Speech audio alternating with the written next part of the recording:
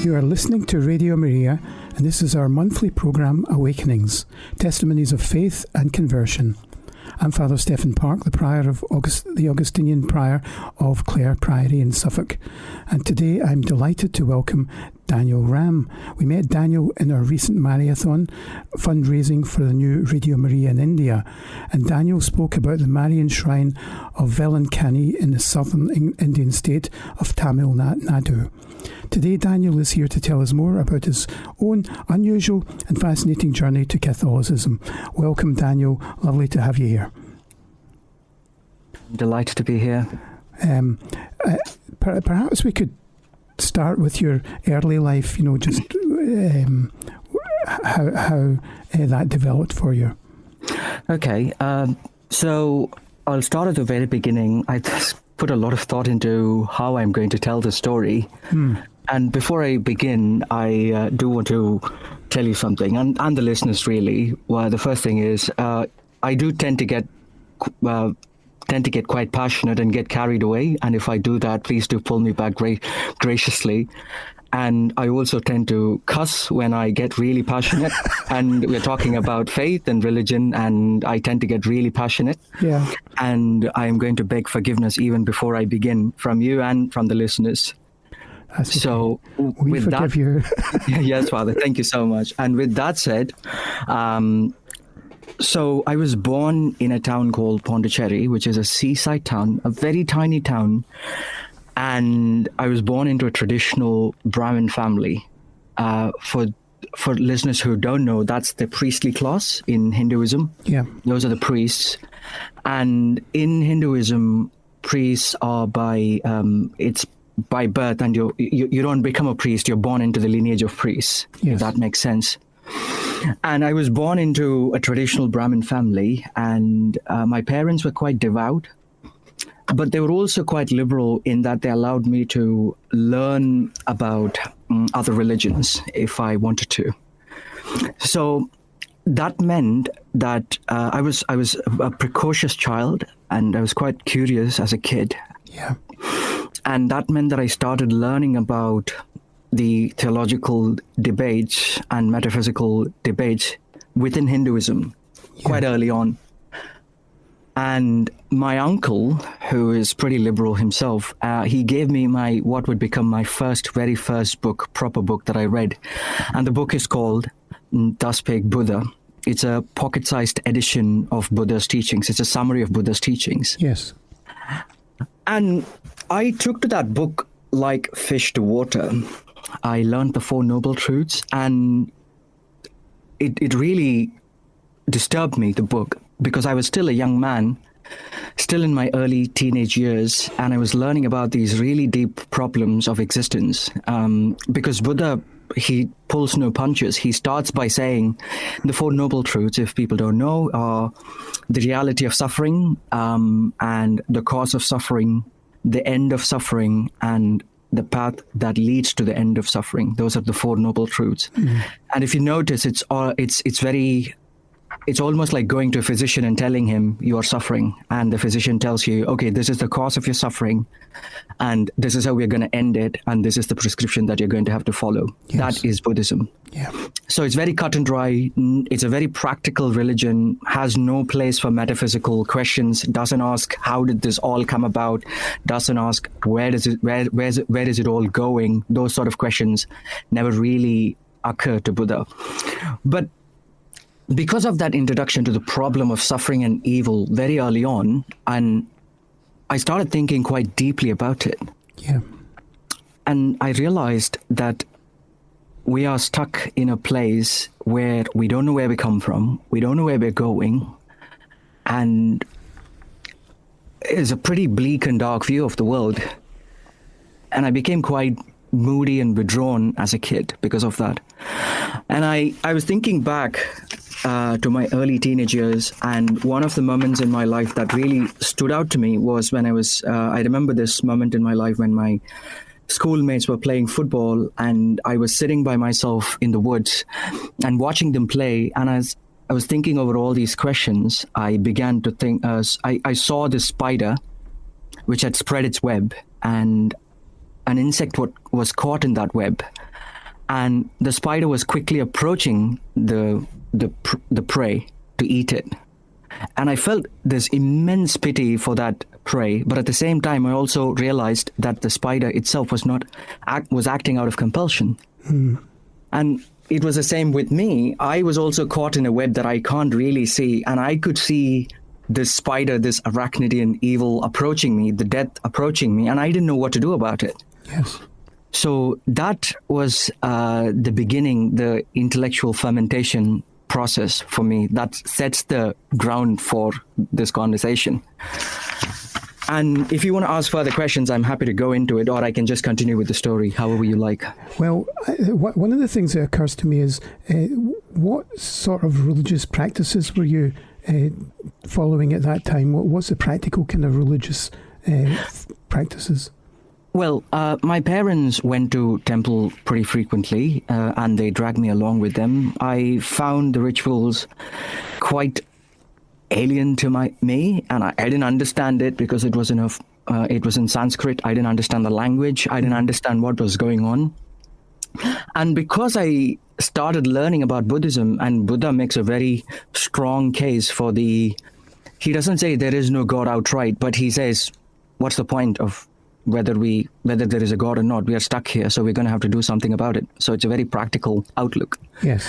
So I was more plugged into the philosophical side of Hinduism than to the ritual side of it. Right. Okay. Just to get a sort of idea, in Catholicism, as you know, we go to Mass. That is sort of our central ritual, if you like. And I just wondered about the how it works in Hinduism.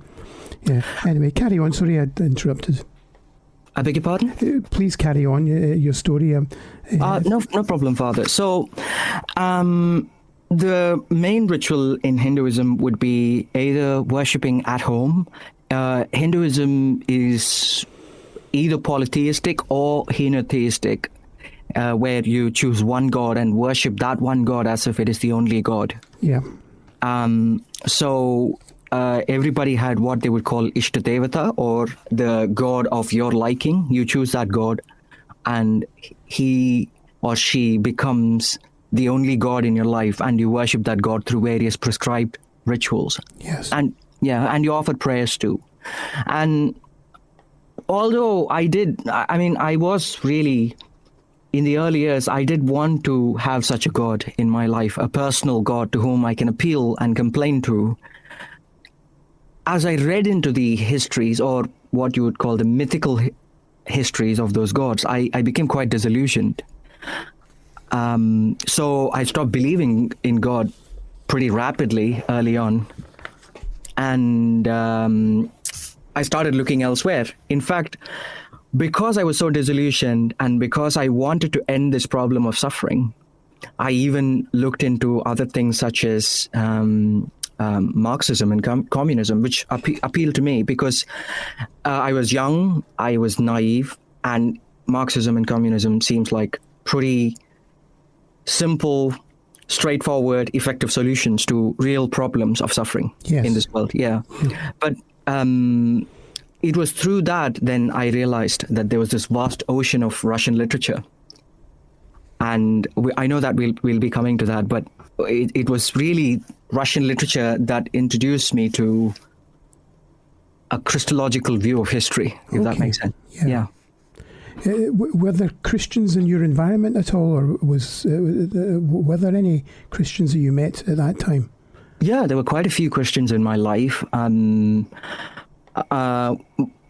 man who inspired my love of English language was a Christian. He's a teacher.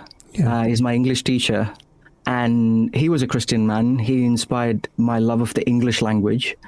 My neighbors, my closest neighbors were Christian. And they were, I think, converts to Protestantism from Catholicism. Right. Yeah. And I'll speak more about them later on. But I saw these people and I noticed something very strange, that these people, despite facing pretty much all the same problems that I and my family and everyone else faced, they seem to have almost this inhumane ability to be joyous amidst everything. Yes. And I kind of envied it with a bitterness, if that makes sense. Like, why are you happy? How can you be happy? Like, what makes you happy? Look at all of us. We're all suffering. And how can you be happy amidst all this? It's almost an affront to the rest of us, Yes. if you think about it. Yes. So from there, I discovered, I got really interested in literature and started reading Russian literature. And one of the great things about Russian literature is there is nothing small about Russia, ever. Yeah. Everything is a grand canvas. I mean, even the country is big, but if you look into Russian literature, nobody uses a small frame of reference. Everything is cosmic. Everything is cataclysmic. Yes. Everything runs hundreds of pages. And I kind of took that cosmic perspective myself. And Russia also has suffered immensely throughout history. And I also noticed that Russians had this innate ability to sort of find joy despite the suffering. Yeah. And I realized that it was because of Christ eventually, but it was my first glimmer of Christ in my life, literature. I'll pause here, Father. You can ask a question. I as a young man, I read some Russian authors. I found I didn't go into Tolstoy. The size of the book just put me off as you're talking about it. I don't want to look at the size. It's going to take me years to finish this. But I read some of them, and of course I read Solzhenitsyn in the Gulag Archipelago, which was very moving to me, actually. About again, you were talking about the suffering of the Russian people and how the systems that have been put in place there were really causing a lot of injury to people. But these writers have great insight in many different aspects of human life, and as a young person, I found it very influential and moving, actually. Yes, Father. Russian literature is quite moving. One of the books that really struck me hard was it's not even a novel, it's a novella. It's only a few hundred pages long, which in Tolstoy's terms is very small. Yes. It's a book called Death of Ivan Ilyich.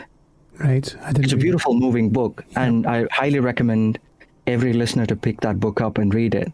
It's a book about a civil servant dying, and he just wants pity in his last days, and nobody is able to provide it to him. And he takes comfort in his servant, who's quite simple-minded. He's been a careerist. He has been climbing the career ladder, and now all his friends have abandoned him, and he finds comfort in this child who is serving him. And this child is quite unlike everybody else, and this child becomes a type of Christ in his life. Yeah.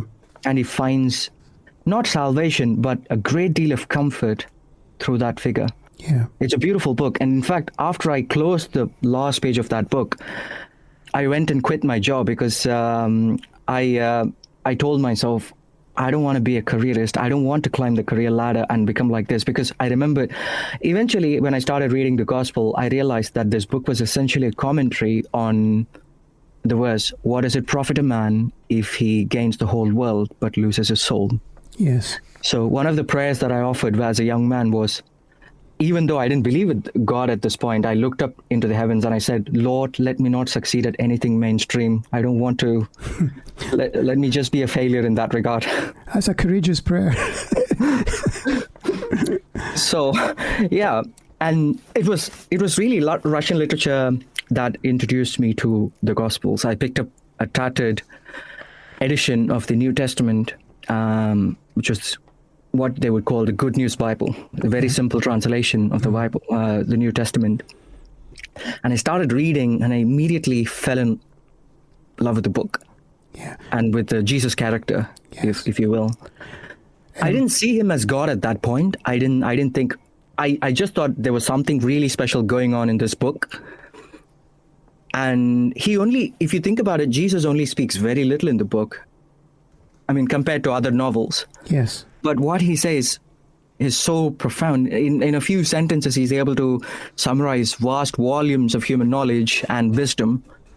And I was like those teachers of Israel who were like, where did this man get all this wisdom from?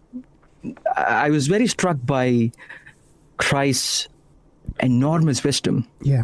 And very terse expression of that wisdom. Yeah. Yeah. Listen, we'll have a short break now while we gather our thoughts again. We're going to play. What was it called? Awakenings. Sorry, wayfaring stranger. Sorry. Yeah. Okay.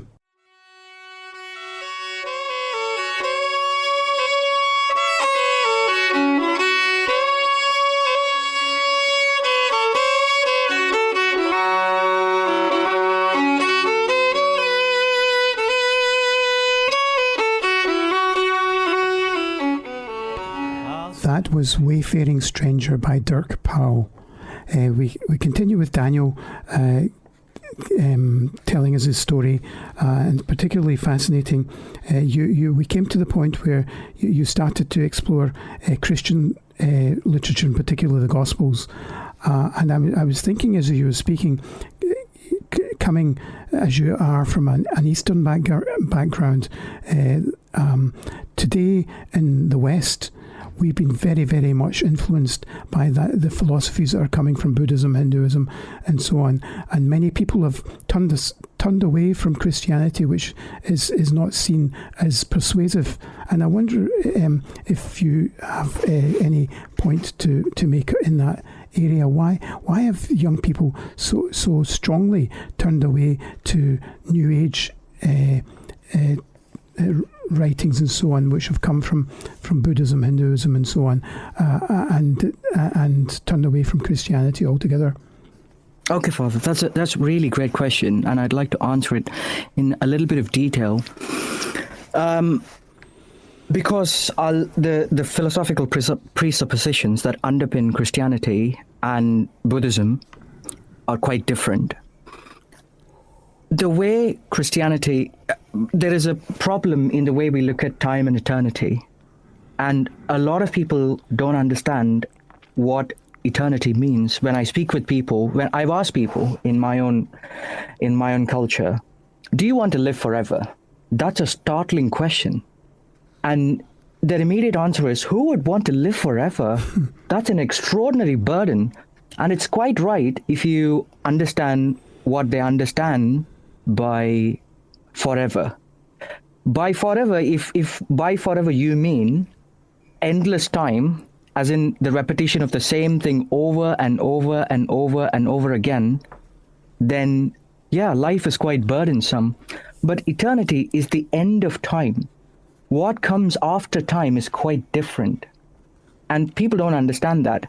And the way Buddhism posits that problem is, look, all you have is just endless time. You're going to have to repeat this over and over and over again. You're going to have to eat, sleep,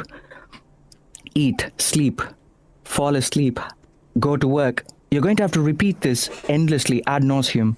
And eventually you will die, and the Buddhist presumption is you will also have to come back again. That appeals to our natural sense experience of reality. But Christ is offering something else. Christ is offering the transfiguration of time. He's saying, I am from eternity. I have entered time and transfigured it, if that makes sense. Yes. And therefore, the difference between Buddhism, a religion like Buddhism, and a religion like Christianity is, in Buddhism, you don't have eternity. You only have endless time. And you have to kind of escape out of it. And it appeals to a modern sense because modernity has become quite mundane and it's devouring. It's all consuming. We want a break. And Christ offers you a cross. It's not an easy path. to take. That's why Buddhism appeals. Buddhism is an escape from the prison of life. Christ is saying, I offer you a cross. There is a narrow path that leads to life. You're going to have tried really, really, really, really hard to live this life. It's going to be a struggle for virtue. And death is not the end. There is going to be an eternity where you will attain perfection. There is a lot of struggle that's going to follow from that logic, if that makes sense. Yes, it does. Yeah. So that is why Buddhism appeals to people. It's easy to cut off from life. It's easy to detach from life than to embrace it fully, if that makes sense. Yeah. We have our own kind of contemplative approach to life as well. We spend time in silence before the Lord, and that's mimicked in the New Age practices of yoga and so on, where they use also practices to silence themselves, and it looks similar but is different. I don't know if you've experience of this. Yes, I do. I've jumped through all the hoops. I've been through hell and out before I got to Christ. So I've been through Gnostic groups. I've been through Buddhist groups. I've been through all sorts of things. And eventually I've come to realize this is the way. And yes, the silence that you experience in Buddhism, in meditation, in the Eastern sense, and the silence that you experience, say, during adoration, are completely different kinds of silence. The silence that you experience in meditation is just you retreating within you, cutting off from the rest of the world. Whereas the silence that you experience in, say, during adoration before the host, is you pouring yourself out to your beloved. Yeah. Well, one is reaching outward and the other one is one is a pulling out, one is a pulling back, the other one is a pouring out. Yeah. They seem the same, but it's like looking at two pictures and saying, look, they both have the same frame, but I'm pointing to the picture inside and saying, look, the picture inside is different. Yeah. So you said you started to read the Gospels and they touched you in some way. How did that progress? How did that progress? Well, initially I didn't quite believe that Christ was God. And I began to read quite widely. I read psychologists. I read quite a bit of literature, not just Russian literature. I also widened my reading. I even read, I read Hungarian literature, Nietzsche, Spanish literature, quite a bit of literature. And eventually I realized that if you had to reduce humanity to its most fundamental desire, what would that be? If you had to reduce all of life to its most fundamental desire, what would it be? I thought about that question a lot. And I realized that desire was the desire to not die. Every single life wants to not die and continue living. But it's not just the desire to not die. It's also the desire for perfection. We don't want to just continue living no matter what our condition. We want to live as long as possible, as well as possible, as much as possible. So it's really not just the will to life, it's the will to perfection. And I cannot attain perfection if my life ends in death, because death is the negation of perfection. Yes. So there has to be something else. Something's got to give. At the highest point of your awareness, self-awareness, where you are completely aware that you don't want to die, at that exact point, you're also realizing, I cannot do anything about this. I cannot negate death. I cannot negate time. So there are three options at that point. One, you either commit a sort of spiritual suicide where you just resign. You decide that there is no point trying, and you become a monk in the Buddhist sense. Number two, you either return to your life and you live it in a kind of Sisyphean absurdity. You go through the motions, you know that there is no point to it, but you carry on living because of sheer biological compulsion. Yes. And the third option is you make a leap of faith. You go beyond yourself. And I had an extraordinary crisis before my conversion. And I was at this point where I had to make a choice. I was at this extreme point of self-awareness where I knew that I could not do anything about this dilemma. I want to live, but I can't live forever because I'm going to die at some point. It was quite an acute awareness. And at that point, I realized the only way I can attain perfection is if somehow the God who created me entered into the material creation and bestowed that perfection upon me. Yes. And that was Christ. So at that point, I realized the only way this can happen is if God entered creation. Eternity met time in a substantial way. Were you meeting other Christians that you were able to discuss this with at all, or were you on your own just thinking? Are you talking about before my conversion or after? Before or during the process of? No, I didn't even set out to convert. No, I was just thinking through all these problems in my head, and it's a peculiar thing that happens to only children. I was an only child, and only children spend quite a bit of time, almost pathologically, in their own head, thinking and churning and stewing. It's painful, but at some point you gotta make a decision.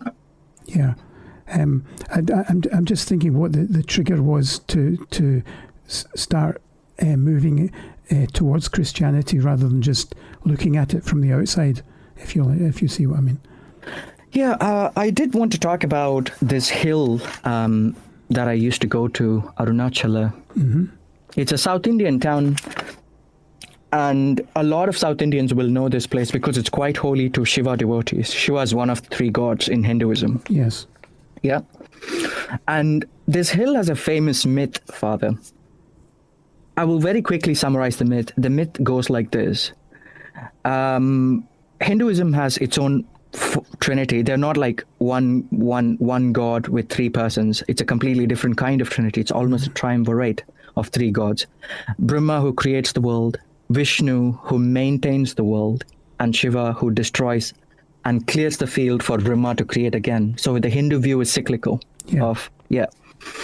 And the myth goes like this. It's a very simple story. What happens is Vishnu and Brahma get into an argument as to who is the greater god. Yep. Brahma says, I am the one who created this whole world.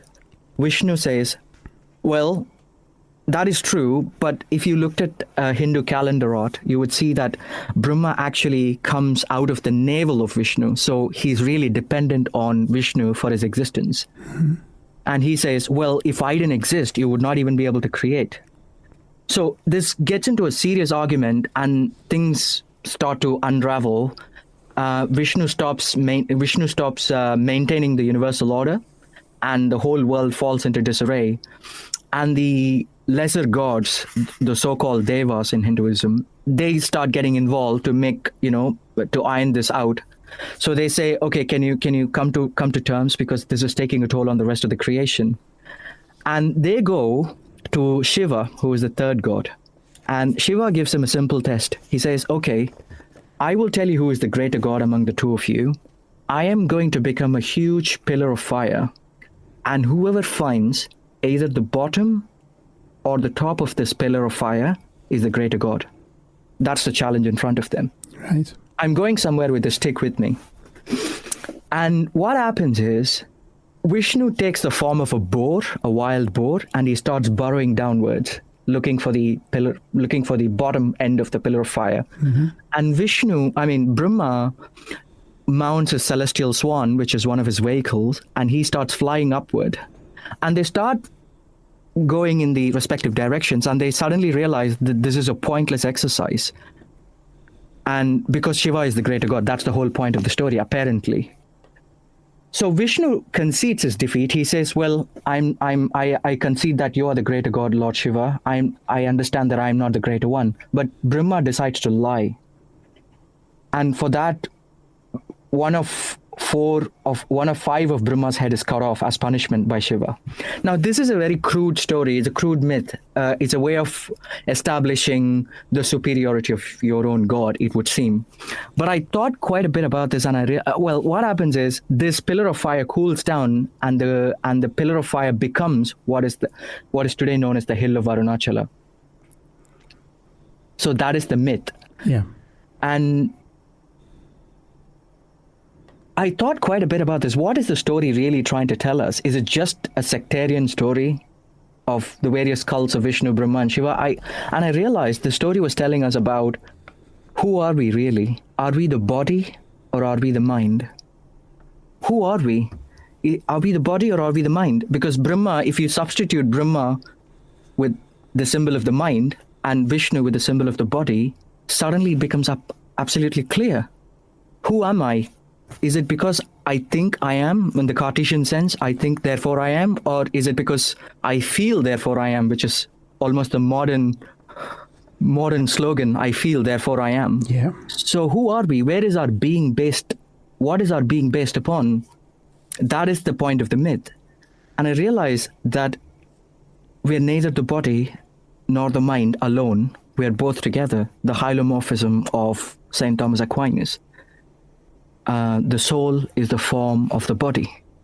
So our personhood is actually an integral unity. I'm so sorry, I meandered so far, I forgot the question. I'm sorry. Well, we were trying to approach your conversion and. Oh yes, I'm so sorry, Father. Yes, I've gone so far, but I'll tell you what happens. As I said, I tend to meander, but I'll also get back. Interesting. Thank you. Yeah, it's fine. So as a result of my meditation on this myth, I realized that we are an integral unity of body and mind. Our personhood cannot be separated in one way or the other. And therefore, this personhood has to be preserved. Who preserves this personhood? It's only somebody who can save us from death. Death is the ultimate form of destruction of personhood, if you think about it. Yeah. Yeah. So I realized that Christ is the only person in history that can claim to preserve this human personhood. He is the source of human personhood, and he is the preserver of the human personhood as well. Yeah. And it was at that point that I realized I have no other way than to accept this. As St. Paul says, if Christ is not risen, then there is nothing else but despair for us. Yeah. So that was how it is a very circuitous, very roundabout, very cerebral way of coming to Christ. But as Chesterton says, the church it has 100 gates, and everybody enters it through their own way. And I entered it through this way of, total cerebral thinking, but it's not without feeling. I haven't spoken about how much I felt because of all this. But we can go into it if you'd like. It might be interesting. There's a parallel here with C.S. Lewis, who was an atheist, but thinking about God. He'd come from a Christian family and he had rejected that. And he talks about how he'd been struggling in his mind about the existence of God and the relevance of. And he went on a bus, and during that bus ride, somehow everything fell into place for him. And by the time he got off, he believed that there was a God, and it sort of fell into place and made sense. And he's quite funny about it, because he said he got back home and he's sitting there in his bedroom, the most miserable theist in the world, because he realised that because he now believed in God, that had consequences, and he had to, and he wasn't quite sure he was going to enjoy these consequences. So he was a bit worried about it. Yeah, I had similar experience too. Coming to Christianity was a painful journey, because it's the beginning of humility. Yeah. Because it's at this point that I realized, okay, I am not the center of my own life. Yeah. There's something else. There is something much greater than me. There's something transcendent. There's something timeless. And I'm going to have to submit to that. And it was quite humbling. And for a man who's as adamant and pig-headed and as me, if you speak to my wife, she will tell you how pig-headed I am. Yeah. And it was quite a humbling experience for me. Yeah. Let's have a little break just for a minute or two. We'll have Hillsong with along with this, I believe, which is very appropriate for what we're talking about now. And if you could tell us a little bit about how you then moved towards Christianity and how that developed in your life. Okay, it was quite a sudden decision, even though it would seem like my whole life had been building up to that point of deciding that I'm going to convert. It felt quite sudden. I was on the phone with a woman from Samaritans because I was having a crisis, and we spoke. I was outside Imperial College London, and she said something that, like the C.S. Lewis experience that you were describing, suddenly everything fell in place for me, and I realized Christ is God. And from there, I walked to the Russian Orthodox Church, and I fell in front of the cross on my knees, and I said what would become my first proper Christian prayer, in the sense that I actually believe Christ is God. It was quite a absurd kind of prayer. I said, I don't know why I'm here, but I want to. It was quite conversational in that sense. I was actually saying this out loud in the church because it was quite empty. I don't know why I'm here. I want to come and be a part of this church. I don't know how I'm going to do it. I'll let it fall into your hands, and it's up to you to now to act on me. So that was the first proper Christian prayer I ever said. Afterwards, I went to my home and I told my wife. She was stunned. She was quite shocked by it. But she decided that she stuck with me. She came for my baptism, which was on the feast day of Prophet Daniel, hence my name. Was she non-religious at the time? No, she's not. She's not religious. Yeah. And she's been quite understanding of me. I went nuts with Byzantine iconography because I love iconography. Mm-hmm. I spent quite a bit of money and time building this whole icon corner, and she watched me with half amused and half upset. Like, what is happening to him? It all seemed quite mad to her. And then that was my conversion to Russian Orthodoxy. Right. And afterwards, 2020, I converted. And afterwards, the war started. And that was quite a shock to me. It was, and at the same time, I was also reading into Byzantine theology, and I discovered something called Palamism. Gregory Palamas, Saint Gregory Palamas and Palamism.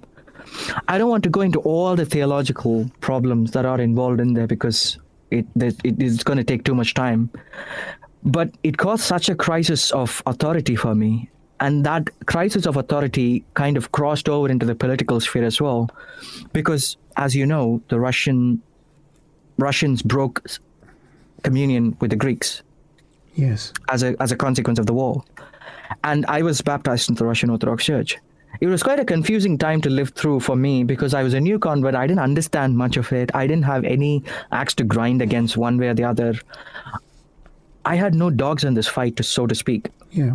So I was asking my priest.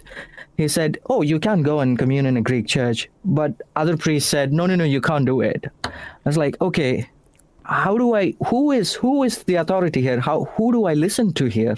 I don't understand it. And at the same time, I was also trying to solve the problem of Palamism. I was speaking with a retired professor in Oxford who has a doctorate in Byzantine theology, patristic theology. Yeah. He was helping me think through a lot of these problems. And I started reading Pope Leo the Great. And again, it was a second rude shock. Oh my goodness. The papacy is real. And I don't know what to do with that fact. I didn't want Catholicism to be true. I kind of bought wholesale into the Byzantine argument that, Catholics are all, well, they don't say it out loud anymore as much as they used to. Catholics are heretics. They have flat bread, shaped faces and whatnot. And when I realized that all of this was happening and the papacy is real, and I started reading much deeper into church history, And I realized, oh my goodness, now what am I going to do? How, more than anything else, how am I going to tell my wife? She's going to think I'm completely nuts. I converted to Russian Orthodoxy and now I want to go to the Catholic Church. Yeah. And it was quite a bizarre time to live through. But I regardless put myself through RCIA grudgingly. Yeah. It's not always an easy or helpful process, actually. The RCIA process is sometimes very good and sometimes not so good. And I love the Byzantine liturgy. I love the Byzantine music. I love the Byzantine iconography. I come into the Catholic Church. Okay, how am I going to let go of all that and kind of adopt this as my church? There's a lot of thinking and confusion. But it doesn't matter. It doesn't matter what I think is true. There is an objective truth, and I have to submit to it. Yeah. It doesn't matter what I subjectively feel about it. I can hate the truth, but it's true. It's like, to give a morbid example, it's like finding out that you have a disease. You're going to have to act on it. You might not like it. You might hate the doctor for delivering the news to you.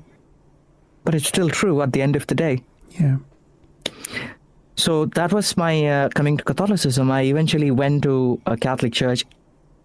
We had quite a bit of problem. The priest I went to said, well, you see, there's a bit of problems. You're going to have to change this, and this in your life. I was like, okay.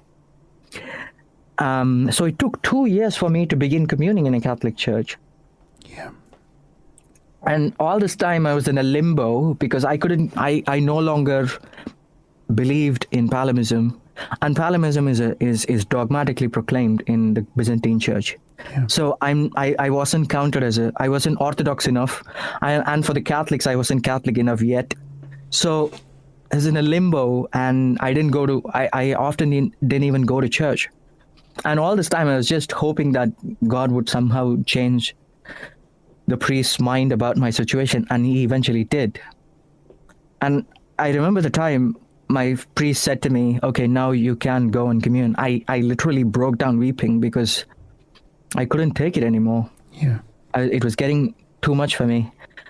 But there's that Groucho Marx quip that I always remembered. I will never be a part of any club that will have me as a member. So the Catholic Church kind of fulfilled that criteria. They didn't want to have me as a member. So that means, there's something good here. It's very good. Yeah. Were there people around that you could actually talk to and discuss this with, or were you very much on your own still? No. I'm quite okay now. I'm under spiritual direction. I'm quite. I've begun to settle in. I've moved in, sort of. Like I've unpacked my bags. Yeah. I've moved in. I've kind of even. Many would feel. I mean, I don't even know how people would hear us. Well, listeners would feel about this. I even fell in love with Novus Ordo. I mean, the Latin Mass is extraordinary, but I still love Novus Ordo. I don't have any problem with it. Yeah. I've embraced what I call ordinary Catholicism. Well, it's a kind of parallel to mere Christianity, ordinary Catholicism. Yes. I don't want any controversy. I've had enough of controversies. I don't want any divisive agendas. I just want to go commune with my Lord and just return home. I love Saint Philip Neri because he emphasizes that joyous, simple faith. He was great. Yeah. He was great, yeah. And he had quite a bit of sense of humor. He had his book of prayers, and he had a Florentine book of jokes in his pocket always. Yeah, he is wonderful. It's a 3-hour film of his life, which is well worth seeing. I have. You've got it. I've seen the first 2 parts, I think. Yeah. Yeah, it takes you 3 or 4 days to watch it all. It's very long, but it's brilliant. Yeah. Yeah, and he managed to cultivate Caesar Baronius's talent as a historian. He wasn't a historian to begin with, and he cultivated Caesar Baronius's talent as a historian. He wrote what is obviously one of the greatest histories of the church, and he was just I wonder what kind of man he was. I read this apocryphal tale about him and his wicked sense of humor, where he saw Saint Ignatius of Loyola, who was a contemporary, in the streets of Rome, and Saint Ignatius of Loyola was always oh so serious. He was a soldier, former soldier, and apparently Saint Philip Neri ran up to him, ruffled his hair, and ran away. I don't know if that's true, but I like to believe that it's true. I could believe it, yeah. Yeah. That's a kind of ordinary Catholicism that I want. I want to have that sense of humor and humility. Yeah. Unfortunately, I think we're also going to have to continue to struggle within the church, because we have different approaches. Some call liberal, some call it conservative, and so on. And oftentimes the approaches are quite contradictory in how they view things. I think it's part of the trouble of the Christian witness in itself. The Christian witness as a whole is fractured and therefore is less accessible to people. I think, Father, also, I want to, we call the church the body of Christ. Yeah. I want to sort of extend that metaphor and say, well, can you point to me any other religion where there is so much lively conversation happening? We have, the body of Christ has its immune system, and the antibodies that it produces are the saints. We will have crises. If you look at church history, you're going to see much worse crises. Throughout the church history. And from the get-go, I'm talking about even during apostolic times, there have been questions of, there was a part of the church which insisted on circumcision, and we discussed it, we hashed it out, we figured it out. So I'm pretty convinced and optimistic that it will all settle. I believe ultimately in the word of our Lord, which is the gates of Hades will not prevail, and that's it. And he also prayed that they might all be one. We might all be one. And I believe that prayer will happen by God's and Holy Spirit's work within us. Yeah. Yes, Father. So that's pretty much my conversion. And there's a lot more I could have spoken about, but unfortunately, there's only so much time. And I know we are coming up to... Are we coming up to the end of it? Yeah, we are. We're yes, very shortly. we are. What are you doing now with yourself? What are you involved in? Well, I work as a writer, so I am going to be starting a new job on July 15th. So that's next Monday. I'll be starting a new job as a writer in London Bridge. So the only talent that I was blessed with is to write. I mean, if I didn't know how to write, I wouldn't know what to do with myself. Yeah. What would you... have you any advice for people who are going through the struggle of where they're going with their lives? They're thinking about Christianity or Catholicism, but they just don't know how to go forward.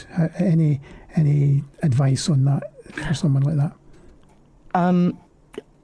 I think one of the things that really helped me was to sort of put things in order in my own head, to have clarity of thought. If you don't have clarity of thought, if the categories are muddled in your head, you can't see things straight.